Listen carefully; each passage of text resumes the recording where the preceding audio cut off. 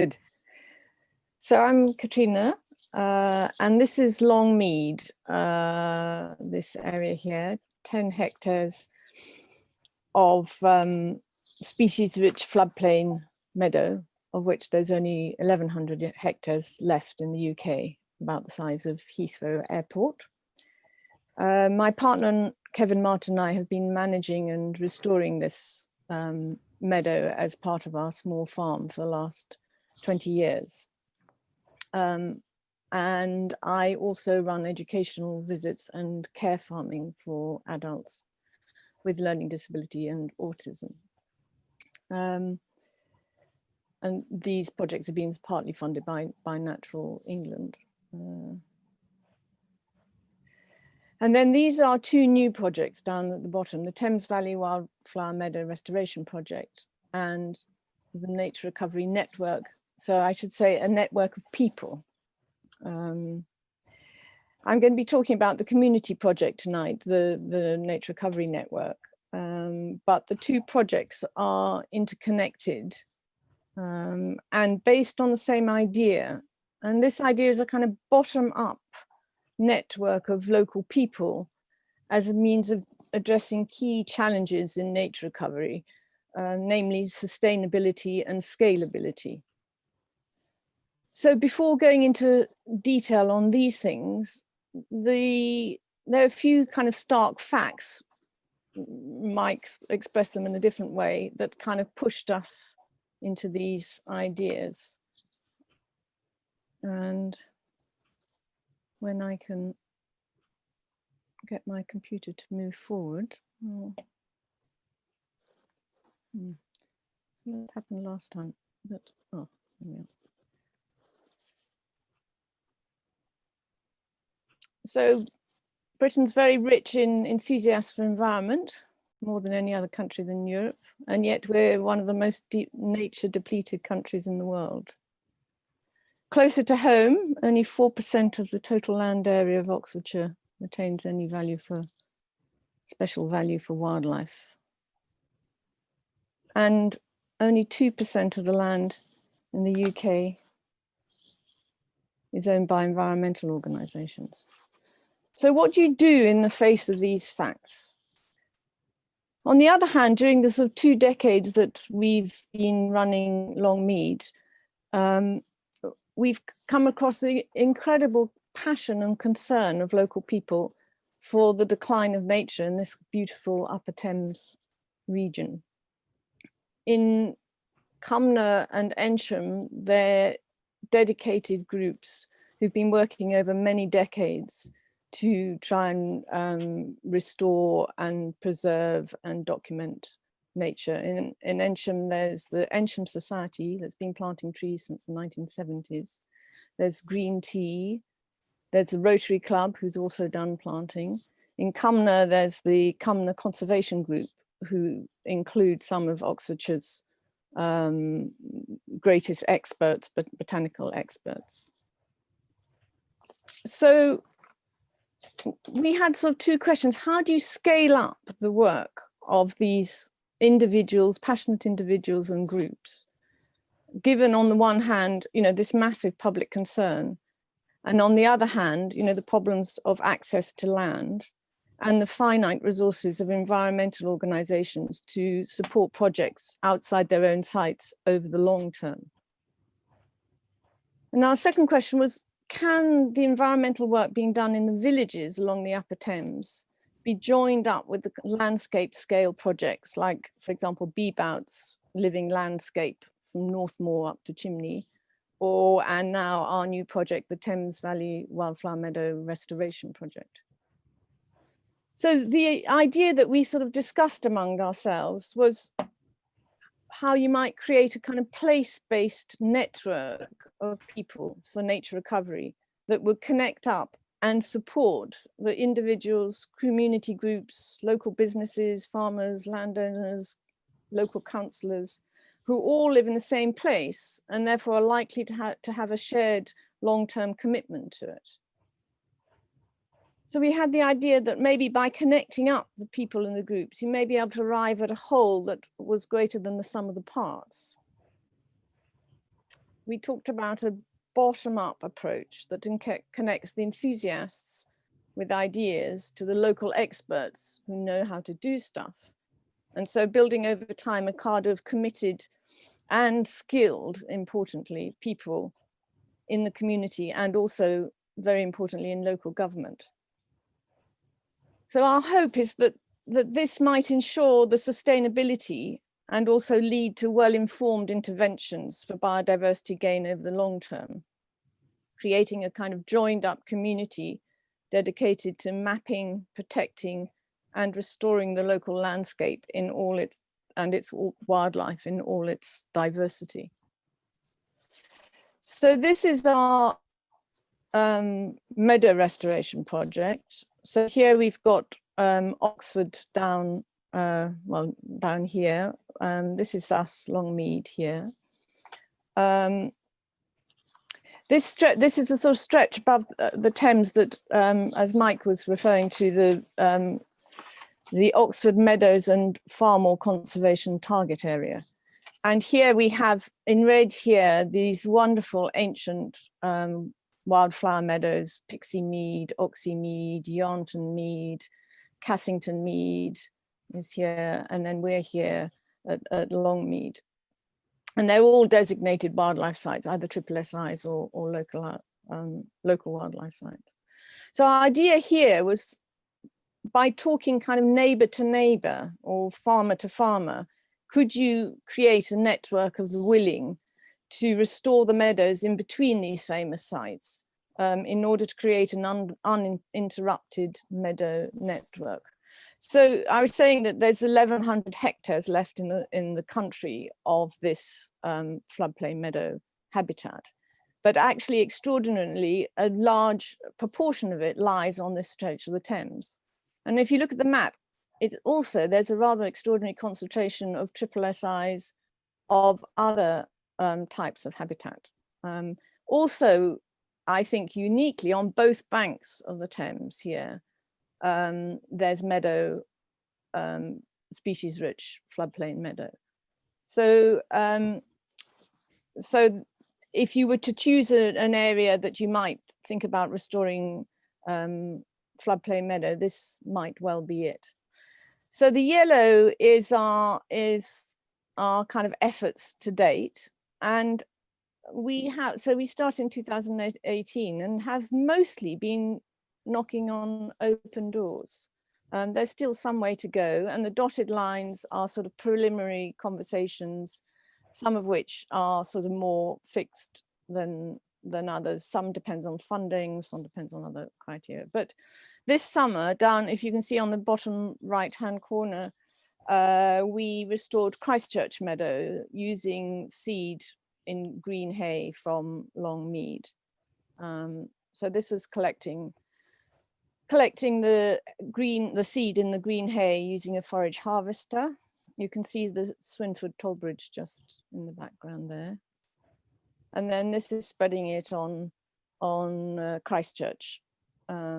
We had a little bit of a fun because the grazier who took the hay off originally failed to cut it as short as he said he was going to do. So we had 3 days of finally cutting it down, hoping it would blow away. But it worked very well in the end.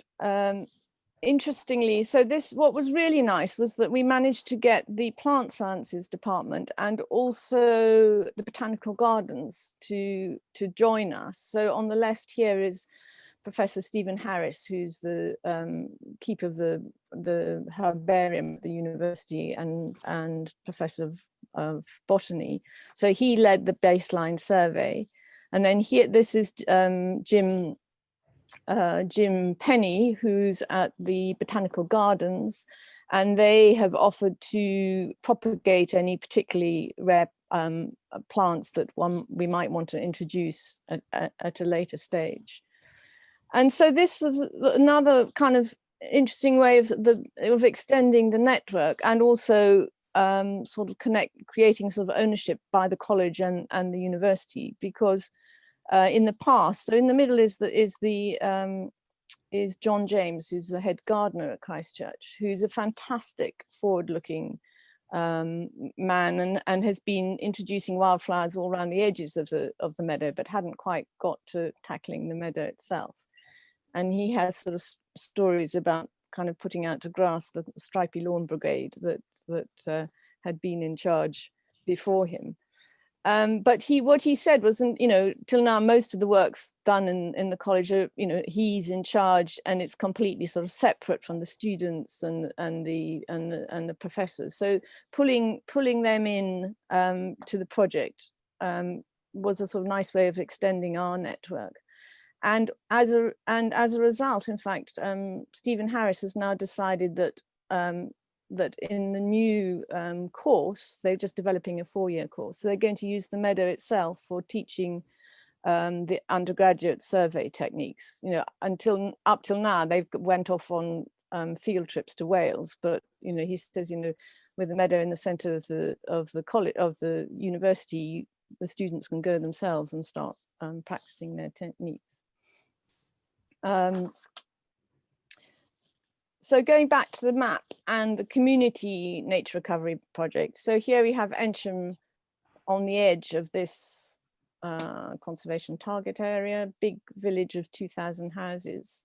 Here is Southleigh, Cassington, Freeland is just over here.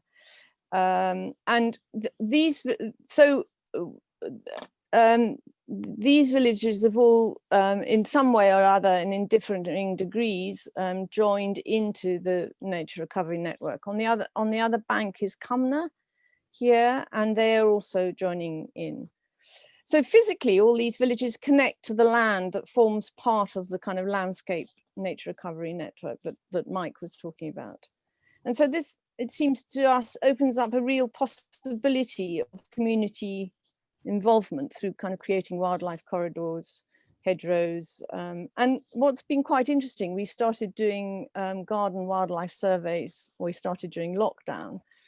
And birds, for example, which you wouldn't imagine to be in this quite urban area. For example, there's a flock of field flares in the centre of the village at the moment. Kingfishers were recorded in the fish ponds. That's also right into the. So you suddenly get an indication of actually how the communication between the urban areas and kind of the landscape network. So this is our kind of idea of the network. So the key kind of connections are the enthusiasts and the local experts. Eynsham is particularly well endowed with local experts.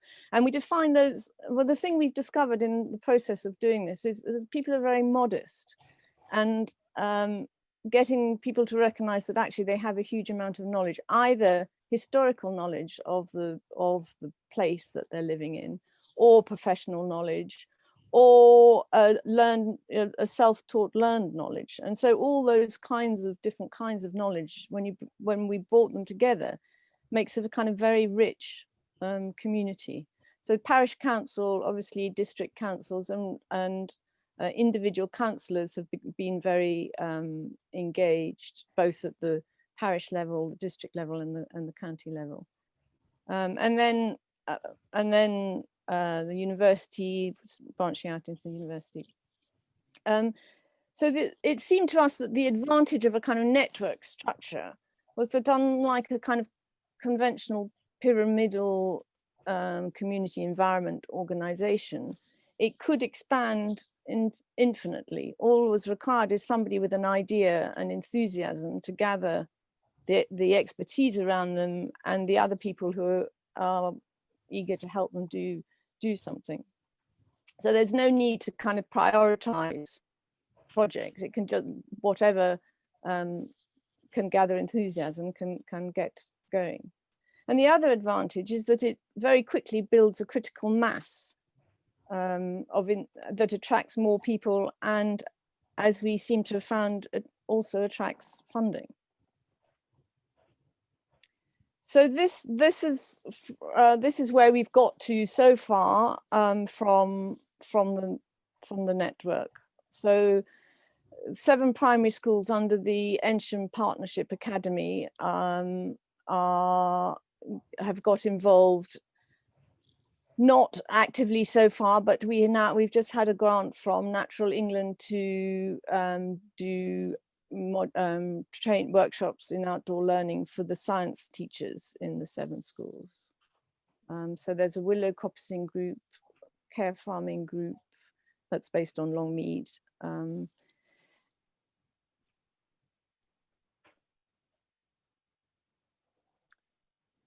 So this is quite a nice illustration of how the network can grow spontaneously and unexpectedly. This was a photograph that somebody sent in after one of our garden wildlife surveys, saying, "What is this?" And somebody else in the network, who's a zoologist in the university, sent it to her colleague, who said, you know, fantastic picture, never seen such a brilliant picture. So the person who took it was very chuffed, and identified it as a male hairy-footed flower bee. And then he got interested in the project and came down to Longmead, and the result of all of that is that our meadow restoration project has got drawn into the Darwin Tree of Life project, which aims to identify and construct the genomes of the 66,000 species that exist in the UK. So that for me was the kind of a lovely illustration about how the network can grow in unexpected ways. So here are a few other connections. The local fire station offered to help the Scouts make Swiss voice boxes. Unfortunately, it was going to happen in the end of March and got dashed by lockdown, but they are promising to do it as soon as we're allowed to do things again. So lots of offers of funding and from the existing organizations. And then the local factory has asked to help for increasing its biodiversity and wants to run workshops for its staff.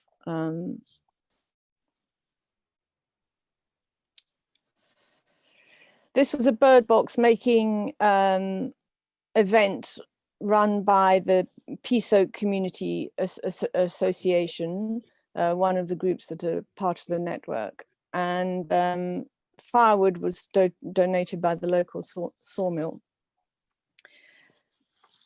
So the idea of sort of charity that begins at home, it seems, you know, works quite well with the notion of volunteering. Traditionally, anybody with any kind of environmental enthusiasm gets in their car and drives 15 miles to the local nature reserve and does their volunteering and drives home again for 15 miles, and then has to drive out again, you know, in spring to see the results of their efforts. Whereas if you do it on your doorstep, every time you walk out of the door, you see the results of your efforts, and maybe that creates sustainability as well. That you see that it's instant gratification. So how did we start? This was a satellite. I stitched together a satellite picture of the parish, which we were first invited to put up with. So Green Tea is one of the key organizations in the village, environmental and climate change group, sustainability group. And they had a festival where we put up a map, this map, asking people to make suggestions for where they thought you could get biodiversity gain. So either wildflowers, ponds, trees, hedgerows, and it could be in their own gardens or it could be in public spaces. And so this was the map. So subsequently it went into the local shop for 6 weeks, and you can probably just see it got covered with stickers. I accidentally misdrew the boundary of the parish, which is why we, from the outset, ended up with a collection of parishes. So we started off bigger than we'd hoped. So then the Green Tea and the Eynsham Society joined in and helped devise a workshop, and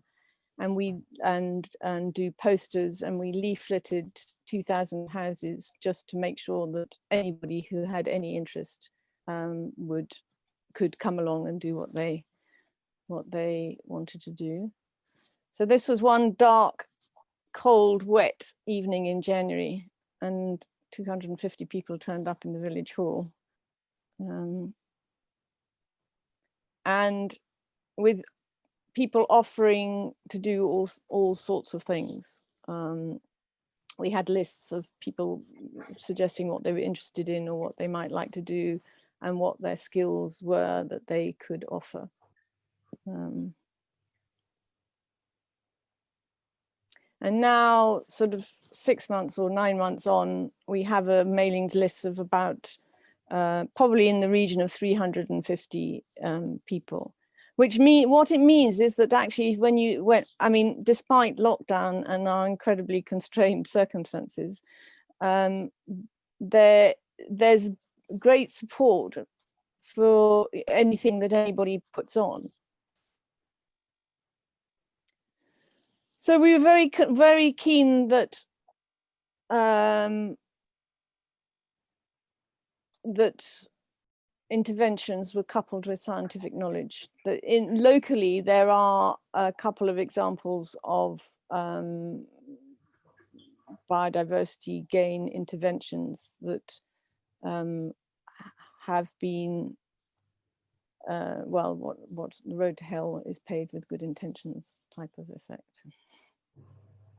So we were very keen that at the outset we could gather all the people who had some kind of expertise to help the parish council decide what to do with the land that they managed, and how we could support them.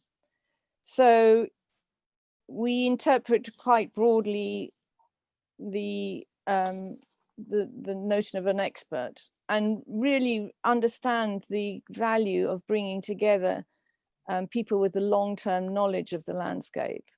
So, for example, this is Dave Russell, who was born in Eynsham, and here is Neil Clennell, who used to be with Beebout and is now CEO of the Witchwood Project, who's a herpetologist.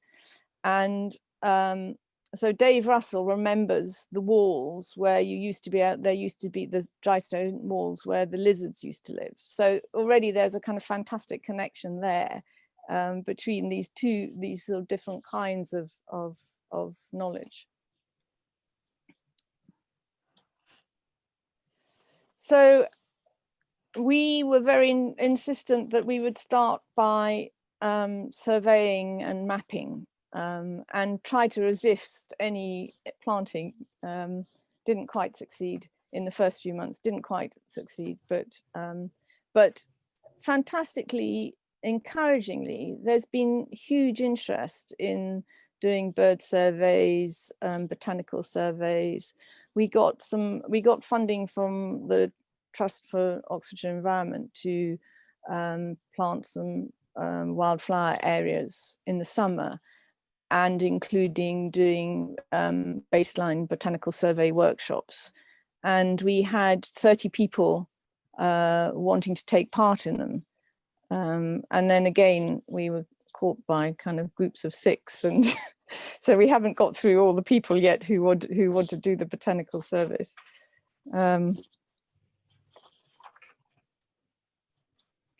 So this is, some of you may know Alison Muldall, who lives in Kennington, used to be the SSSI advisor for Natural England, leading a botanical survey of the playing fields in Eynsham before we did the restoration with using green hay from Longmead. So this is we managed to get the playing fields committee to allow us to restore over an acre of the playing fields for wildflowers. Has to be cut at the beginning of July because of the carnival. So we're probably going to add in some early flowering species like lady's smock and ragged robin. It's very wet, so it's a perfect floodplain meadow, but it'll just be an early flowering floodplain meadow. So we started doing monthly water quality surveys in 7 sites around Eynsham, and now 1 in South Lee as well.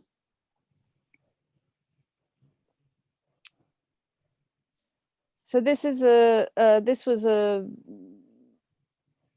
slowworm and grass snake survey in the churchyard, which we did before sowing a wildflower area in the churchyard. And so Neil led this survey. And what we realized in the process was that actually having this sort of hub, community hub, makes a very good connection into the community for regional or national environmental organizations, because there's a very easy connect rather than drawing out individuals. There's a sort of hub that they can partner and work with. Building a database and map. This is a work in progress, but this was the garden survey that we set up during lockdown. Inevitably, during lockdown, we had lots and lots of people involved, and the numbers have dropped off slightly. But what I think is important about this is that unlike, for example, well, if you do some of the like BTO garden wildlife survey, it's very difficult to know what the recordings of your neighbor. You may see what you've done, but your data kind of vanishes into the national database. So here, you can see, so we're also starting to do it for wild, veteran trees and wildflowers as well, so that everybody knows, where the cowslips have survived, or documenting the sparrowhawk that is in somebody's garden. So we had somebody sighted a sparrowhawk, and then about a week later in the parallel street, someone got a video of a sparrowhawk having a fight with a magpie. So this sort of buzz of conversation about the wildlife in the village and around the village also kind of contributes to the energy. Adopting an incremental approach requires a lot of strength, I think. But so the parish council, our parish council has adopted pilot areas where they agreed not to cut the verges. So here we spent a long time walking all the verges to find the areas that had the best existing diversity, but also importantly that didn't have houses fronting on them, so the parish council wouldn't be held hostage to people who didn't want to see, who'd rather have a kind of stripy lawn outside their house than daisies and dandelions. So public consultation and local champions. We sort of realized that it was important that the kind of very local community around an area that was going to be restored were on board.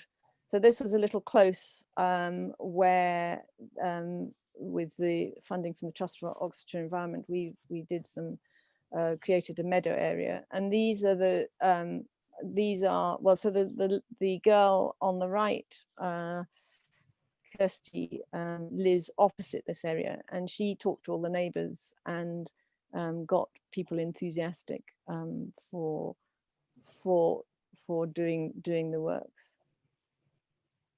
So this was in St Leonard's Churchyard after the reptile surveys.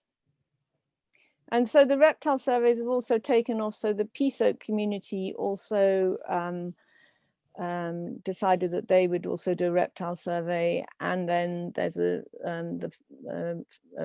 Fish Ponds Park, where the volunteers there are also wanting to do so we're building up sites around the village, and building up these ongoing surveys that hopefully will go on year after year. Using plants and trees of local provenance. So this is the Longmead Care Farming Group, propagating crabapple seeds. And then this is the same, the Dove House community. So having done the wildflower area, which we sowed only with yellow rattle this year, being very kind of conservative, but they came and collected seed from Longmead, and we've planted in pots to introduce as established plants to enhance the meadow area. This is a group, the Flowers for Wildlife group on the allotments. So they're sowing a mixture of annuals and perennials and garden plant, not necessarily native plants, but just plants that wildlife friendly plants for pollinators that people might want to grow in their gardens, and collecting the seed. There's been some debate about wildflower mixtures, combining annuals and perennials. So in the end, we've decided to do an experiment where we've got these mixtures of annuals and perennials, and people are going to document how they fare, if things dominate, if what grows over the next 3 years. Sharing stories, that's obvious. Having a planting strategy. So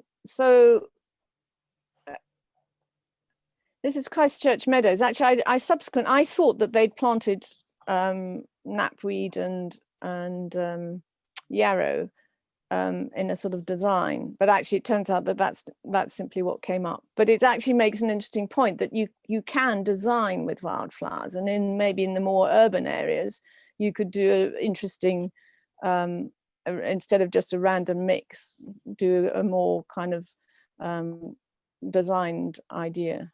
So this is also Christchurch cornflower and poppy annual mix, which again John said told me afterwards they did because they didn't have the staff during lockdown, and they just threw it in. But actually it looks very designered. So, and then mowing paths through uncut areas to show that it's planned. I think that seems to be the most concern of people who are not enthusiasts, is that wildflower areas can be taken for neglect.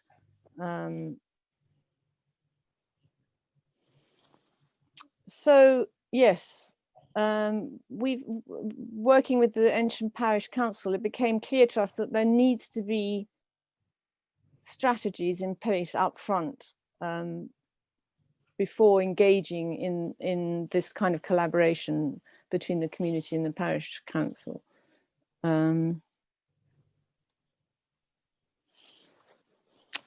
We are suggesting now that the Eynsham Parish Council sets up a subcommittee for climate and biodiversity. Cumnor Parish Council already has a very effective committee that's tied into the parish council, called Fit for the Future, which is engages climate change and biodiversity, and also linked into that is their conservation group.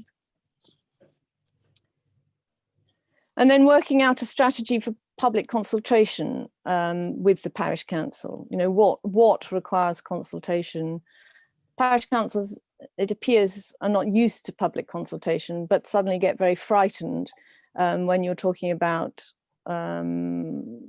leaving verges to encourage wildflowers. So again, if one sort of can have these conversations up front, it avoids anxiety.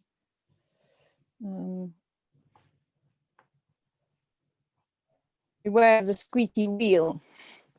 So there are always going to be those who like their stripy lawns who are going to be resistant.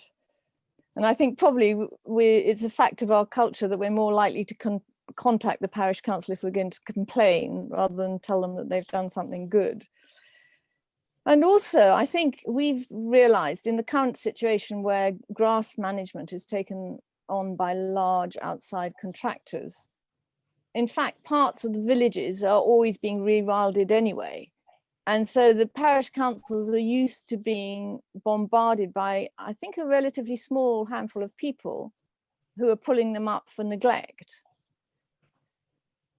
And in the absence of positive feedback from anyone else, they tailor their grass management to the complainers. So I think it's really important, A, for parish councils to recognise this habit, and B, for us to encourage them with the kind of positive support of where they have allowed things to grow. Of course, the new environment bill is likely to help them in this respect of hopefully changing habits of a lifetime with regard to responding to the community. So that's where we've got to, trying to encourage transformative change, and this is our little offering towards it. Thank you.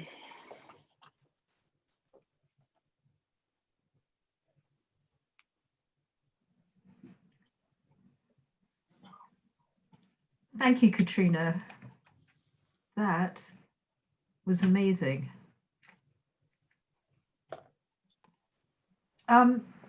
Okay, so I think my headphones have stopped working. Okay, we've got some lovely comments coming in, thanking you. So, Catriona, I have a question for you. To what extent do you think that being a landowner has helped you in this process? So engage with other landowners and also the parish, the sort of the people who live in the village of Eynsham who aren't necessarily landowners. Because I meet a lot of people who are trying to achieve similar things to you, but really can't seem to make that kind of, can't seem to reach out to the landowners around the actual sort of town itself. They can't seem to reach out into the countryside. I think, well, I think it's two, I think in terms of the sort of landowners and the landowner network, I think it certainly helps that we have existing connections with them. But I think, you know, even within the community context, many of the landowners have connections into the community. And so that's the sort of, I don't know, the idea of the sort of bottom up, that somebody knows somebody that knows somebody, you know, and it may not happen immediately, but, you know, even within the community, people live within their own little spheres, even within quite a small community. And I think what's been very nice about this project is that it's to an extent broadened. I mean, like, for example, the connection between Neil Clennell and Dave Russell, you know, from completely different, both of them experts in their own way, with this incredible knowledge of the land, but coming from very different fields. And so that to me is the kind of exciting, you know, and it's not instantaneous, you know, I think, and that's the thing, I think it's a bit like nature recovery. One has to keep telling people this is a long-term project and things evolve over time. We've got a nice question from Hazel Boundy, who from Thames, who's really been inspired by what you've achieved so far, and she wants to know, What is the greatest skill that you have had to fall back on to inspire you through this process? I think it's the support of the other people doing the similar things, and everybody brings a different kind of skill to it, and so if one doesn't have the particular skill, then somebody else has it and has the answer when you're stuck about how you persuade this organization or that person, or somebody always has the answer. So that's and that's the thing about having a very broad network. And I think that may be the thing that usually it's a kind of band. It's a small. Usually people doing these things are sort of a tiny band of kind of heroes battling their way against the kind of broad community. And I think just that was the one key thing. I think that just starting from a very broad base means that suddenly there's the pool of people who are interested is much bigger than normally, starting from the sort of top down with a group of people trying to persuade everybody else. I think that's maybe more difficult. Hazel, does that answer your question?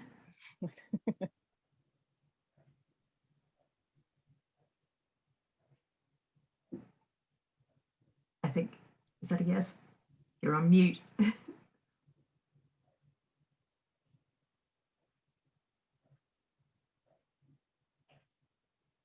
Okay, Caroline Hunt, would you like to ask your question? I know you're just starting out on this journey. There's Caroline, there she is. Hi there, thank you very much. Fantastic talks. Particularly, well, completely inspired by everything that you've done in your area, but particularly interested when I look at in the summer or the spring, if I walk into our footpaths in the middle or the surrounding our fields, I don't see an awful lot of life. When I come back to my garden or neighbours' gardens, they are absolutely packed full of pollinators because we have so many plants. So I love the idea of the wildlife garden surveys, and I just wondered how helpful was that in terms of getting people on board? How much extra sort of community buy-in did that bring? A lot, I think. So particularly during lockdown. I mean, in lockdown, it was very intense. And then obviously, once people were doing other things again, numbers dropped off. But we keep saying that, as even the professional surveyors know, there's to do it every week is not, or nobody does it every week, and you may do it or may not write it up. So again, it's a sort of ongoing sort of learning by doing. And on the other side of it, we are also learning the importance of sort of feedback. In a community of this size, there's some people who are used to doing surveys and do it without regularly every week, and then there are other people who are just starting off who need feedback, very regular feedback. And so that building up the capacity on our side to give the feedback to the people that are going to drop out if you don't say, gosh, yes, that was a fantastic record that you sent us in. So there's a sort of ongoing learning process on both, and also capacity building on our side, particularly on the sort of data communication side of it, because that's quite massive. And did you say it was a BTO model of survey that you built on?